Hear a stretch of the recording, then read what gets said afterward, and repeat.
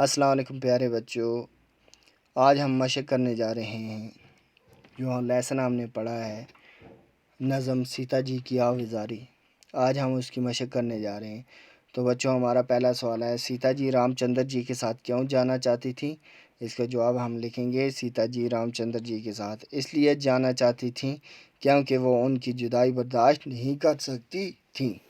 ہمارا دوسرا سوال ہے بچوں، رام چندر جی سیتا کو چھوڑ کر گئے تو ان پر کیا بیتے گی؟ یہاں تھوڑا غلط ہوا ہے بچوں، بیتے گی تو ہم اس کا جواب لکھیں گے، رام چندر جی سیتا کو چھوڑ کر گئے تو ان کو یہ دنیا اندھیری دکھائی دے گی اور جنت بھی جہنم بن جائے گی۔ الغرض وہ رام چندر جی کے بغیر زندہ نہیں رہ سکتی یا رہ سکیں گی۔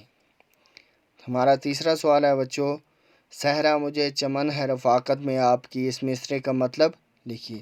تو بچوں اس کا مطلب ہم ایسے لکھیں گے، صحرا مجھے چمن ہے رفاقت میں آپ کی، اس مصرعے میں سیتا جی کہہ رہی ہیں کہ جنگل یعنی ویرانہ بھی مجھے باغ نظر آئے گا اور رام چندر جی کی قربت نصیب ہوگی، یعنی رام چندر جی کے ساتھ رہ کر کوئی بھی غم نہیں ہوگا۔ ہمارا اگلا سوال ہے بچوں، سیتا جی نے رام چندر جی سے اپنا تعلق کس طرح ظاہر کیا ہے؟ تو اس کا جواب ہم لکھیں گے بچوں، سیتا جی نے رام چندر جی سے اپنا تعلق اس طرح ظاہر کیا ہے کہ وہ ان کے پاؤں کی لکیر کی مانند ہیں، آنکھ کی پتلی کی مانند ہیں، یعنی ان کی شریک حیات ہیں جو ان سے دور نہیں رہ سکتی ہے۔ اگلا سوال ہے بچوں، سیتا جی نے بنواس کی تکلیفوں کو کس طرح راحت قرار دیا ہے؟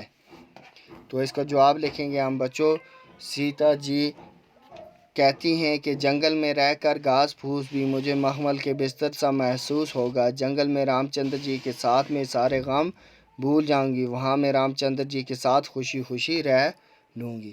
تو بچوں یہ تھے ہمارے سوال جو مکمل ہو گئے ہیں۔ نیکسٹ ویڈیو میں ہم اگلے جو چیپٹر ہم نے دوسری نظم پڑھی ہے اور ایک لیسن پڑھا ہے، اگلے 2 ویڈیو میں ہم ان کی مشق کریں گے۔ تب تک کے لیے اللہ حافظ۔